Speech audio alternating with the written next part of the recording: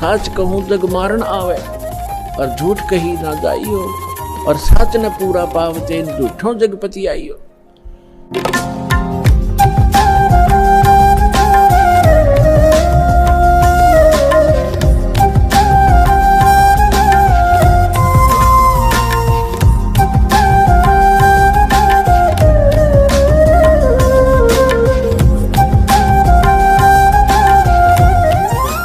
जिन बातों से गुरु दुख पावे, उन बातों को दूर भगावे। उनको फेंक देते, कितना अच्छा लगता, छोड़ दे उन सब चीजों को। अब जैसे शुगर के मरीज को अब मीठा तो अच्छा लग गया उसने, और डॉक्टर कहे भाई शुगर तो मरीज ये मीठा नहीं खाएगा, ना मिठाई ना चीनी, और वो फिर भी डॉक्टर की आज्ञा का पालन नहीं करता तो मरेगा फिर, और क्या इलाज है। तो चीनी मीठी तो लग रही है, इसमें कोई शक नहीं, मीठी भी है, लेकिन उसके लिए विष है।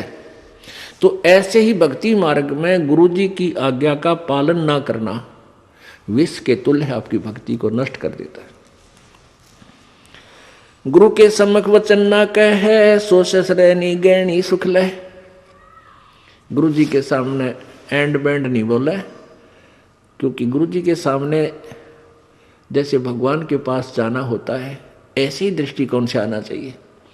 अपनी फरियाद करे, जो भी आदेश हो सिरोधार्य करे और चल पड़े, चाहे मन कुछ भी सोचता रहे, क्योंकि परमात्मा अंतर्यामी है, आपके सब दुखों से परिचित है, और वो आपके जितनी श्रद्धा आपकी होगी उतना ही निवारण आपको साथ साथ रिजल्ट देते रहेंगे।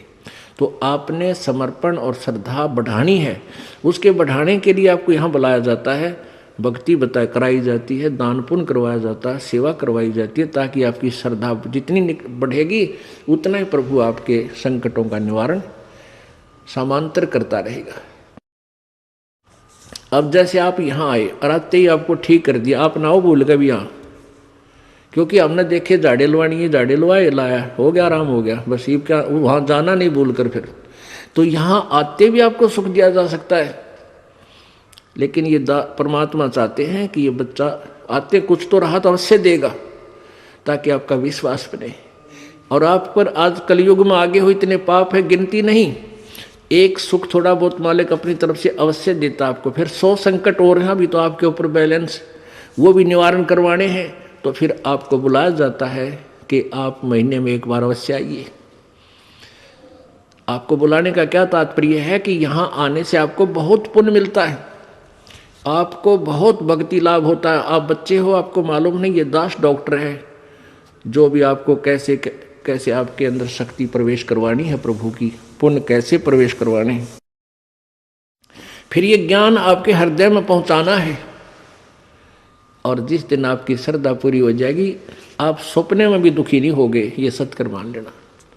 क्योंकि पाप जब बढ़ जाते हैं, जन्म में भी दुखी, सोए फिर भी दुखी, क्यों सपने भी बुंडे बुंडे आवे। और जब आप भक्ति करोगे, ढंग से लग जाओगे, आप वैसे भी सुखी, और स्वप्न में भी परमात्मा की भक्ति है, आरती करते होगे, कभी मंत्र कर रहे होगे, कभी मेरे गुरुदेव भगवान ये गा रहे होगे, स्वप्न में भी सुखी, यानी भक्ति स्वप्न में भी हो रही होगी। गुरु से शेष करे चतुराई, सेवाहीन नरक में जाई। ओहो, जो गुरु जी के सामने चतुरता करता है, छल कपट करता है, उसकी जो सेवा है यानी वो पूजा समाप्त हो जाती है, धन भक्ति का, और कहते हैं वो नरक में जाई, नरक में डाल दिया जाता है। शिष होए सर्वस नहीं वारे, हिये कपट मुख प्रीत उचारे। शेष होके और समर्पण नहीं किया तो क्या का काय का भगत वो, और हिये कपट मुख प्रीत उचारे। अंदर तो दोष है, ऊपर तो मीठा बोला है, ये भगवान को पसंद नहीं। सो जीव कैसे लोग सिधाई, बिन गुरु मिले मोहे ना पाई। गुरु से कपट करे चतुराई, सोहन सा भव भर में आई। गुरु से कपट शेष जो राखे, यमराज जाके मुगदर चाखे। गुरु जो जन गुरु की निंदा करही, सुकर समान गर्भ में पढ़ही। गुरु की निंदा सुने जो काना, ताको निश्चय नरक निदाना। अपने मुख निंदा जो करही, परिवार सहित नरक में पढ़ही। अपने आप क्या बताते हैं परमात्मा के अपने गुरुजी की निंदा यदि कोई कर रहा है तो भी आपने सुननी नहीं चाहिए। यदि गुरु की निंदा सुने जो काना, ताको निश्चय नरक निदाना। जिसने गुरुजी की निंदा कान से भी सुन ली किसी नालायक ने, कहते हैं तो भी तू नरक में जाएगा, तेरा नाम खंड हो जाएगा। अब यहाँ समस्या एक आती है कि जैसे कोई व्यक्ति है निकम्मा, वो बुराई कर रहा है गुरुजी की, आप बैठे हो, ट्रेन में बैठे हो, बस में बैठे हो या कहीं ऐसे स्थल पर बैठे हो, और वो चलो ऐसे वैसे स्थान पर हो तो उठ कर चला जा, आदमी इतना तो कर ही सकता है। लेकिन बस में बैठे हैं, ट्रेन में बैठे हैं, काफ़ी लंबा सफ़र है, और वो कोई निंदा कर रहा है और आप सुन रहे हो, तो आपके मन में शंका होगी कि मेरा तो नाम खंड हो जाएगा। नहीं होगा। क्यों नहीं होगा? क्योंकि सुनने का अर्थ ये है जैसे कोई आपके गुरुजी की बुराई कर रहा है, आप सुन रहे हो, लेकिन आपके हृदय में वो नहीं समा रही है कि ये सच ठीक कह रहा है। आपका मन ये कह रहा है ये अनजान व्यक्ति है, इसको पता नहीं, ये वैसे ही कह रहा है। आपके हृदय में उसके हाँ में हाँ नहीं बनी, तो आपने सुनकर भी नहीं सुनी। ये इनमें बहुत अंतर होता है एक एक बात में। और यदि आप उसके कहने से आपके हृदय में ऐसा आ गया कि हो सकता है हमारे गुरुजी ने ऐसा गलत काम कर ही दिया हो, तो आपने सुन ली, वो सुन ली, और आपके मन में स्वप्न में भी नहीं आए कि ये जो कह रहा सच्ची हो सकती है, तो आपने नहीं सुनी, तो आपको दोष नहीं।